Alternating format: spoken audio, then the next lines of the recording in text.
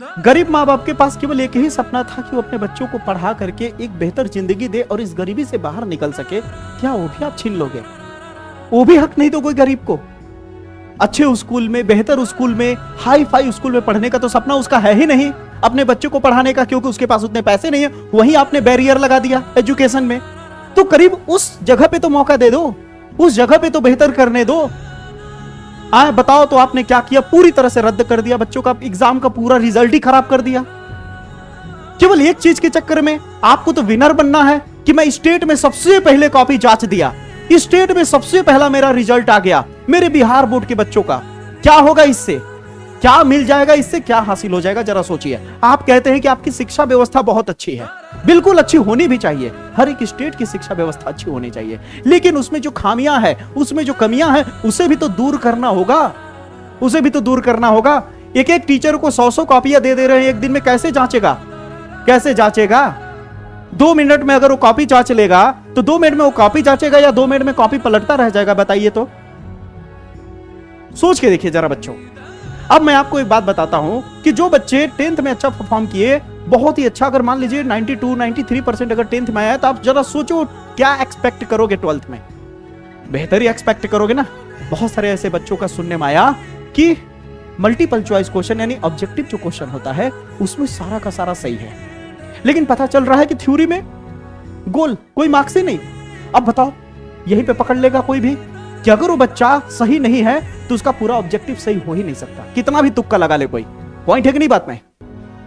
अब बताइए, टॉपर से टॉपर बच्चा अगर होगा तभी तो पूरा ऑब्जेक्टिव को सही कर पाएगा, इतने सारे टिक आउट क्वेश्चन को।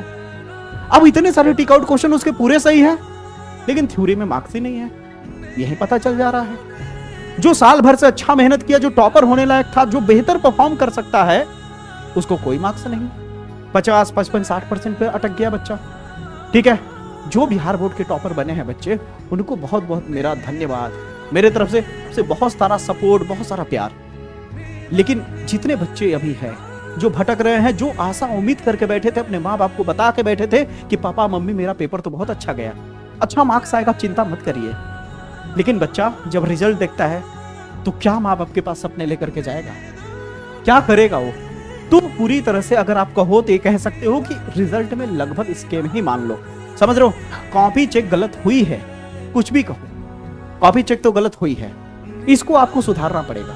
और याद रखना बच्चों, जितने भी इस वीडियो को देख रहे हैं, चाहे यूपी बोर्ड वाले देख रहे हैं, चाहे बिहार बोर्ड वाले, जो भी मेरे से बच्चे पढ़े, जितना भी मेरे से सपोर्ट बन सका मैंने किया, और मैं हर बच्चे के लिए हमेशा खड़ा रहता हूं। आप मेरा पीछे का वीडियो भी उठा के देख सकते हो। मैं सवाल खड़ा करने में घंटा नहीं डराता, मेरे को फर्क नहीं पड़ता।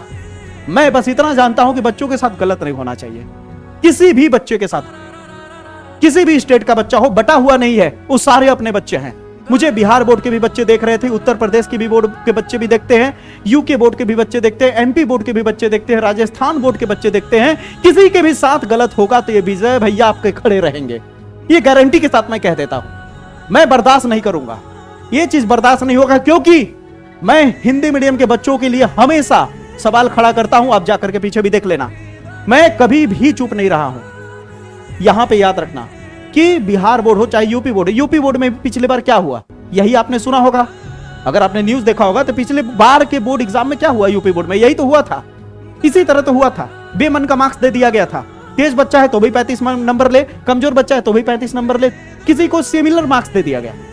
मैं जिस जगह से हूं, जिस जगह पे सोनभद्र में, वहां पे एक केमिस्ट्री का पेपर जबकि थोड़ा हार्ड टफ था, केमिस्ट्री का जो कोड नंबर था यहां का, लेकिन वहां केमिस्ट्री में सबसे अच्छे मार्क्स मिल गए, जिसको उम्मीद भी नहीं था कि कभी इतना मार्क्स ला सकता वो।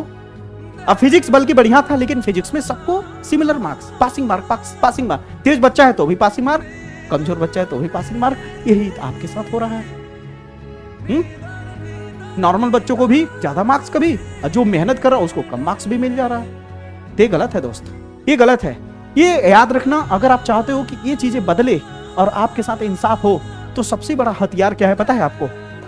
ये जो है ना 2 चीजें, ये तो आपकी हथियार है ही, लेकिन तीसरा सबसे बड़ा हथियार ये है आपका सोशल मीडिया पे एक्टिव होकर के आवाज उठाना। आप आवाज उठाओगे तभी आपके लिए लड़ने वाला कोई होगा। ये बात मैंने अपने वीडियो में कई बार बोल चुका हूं, आपको याद होगा जो भी मुझे फॉलो कर रहे हैं। मैं पहले ही बोल दिया था कि आपको हमेशा सतर्क रहना होगा, क्योंकि आप हिंदी मीडियम वाले हो। आपके साथ हमेशा भेदभाव हुआ है, होता रहेगा, अगर आप जागरूक नहीं हुए तो, अगर आप एक्टिव नहीं हुए तो। क्योंकि याद रखना, अपने हक को लड़के छीनना ही होगा, आपको मजबूत बनना ही होगा, आपको बेहतर बनना ही होगा।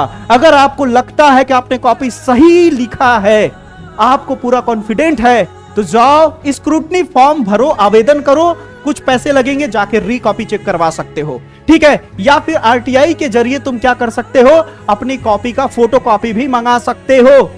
ये सब चीजें तो चलो सेकेंडरी है, तुम्हें अगर लगता है तो कर सकते हो, लेकिन अभी जो वक्त है ना, अभी जो आंधी उठी है ना, इस आंधी को बुझने मत देना, इस आग को बुझने मत देना, पूरी दहाड़ के सवाल खड़ा करो। आप याद रखना, कहते हैं ना, बिहारी केहू से डरेला ना, तो डरना नहीं है, चाहे सामने कोई भी हो। गलत है तो गलत के सामने झुकेंगे नहीं, और हम रुकेंगे नहीं, समझ रहे हो बच्चों।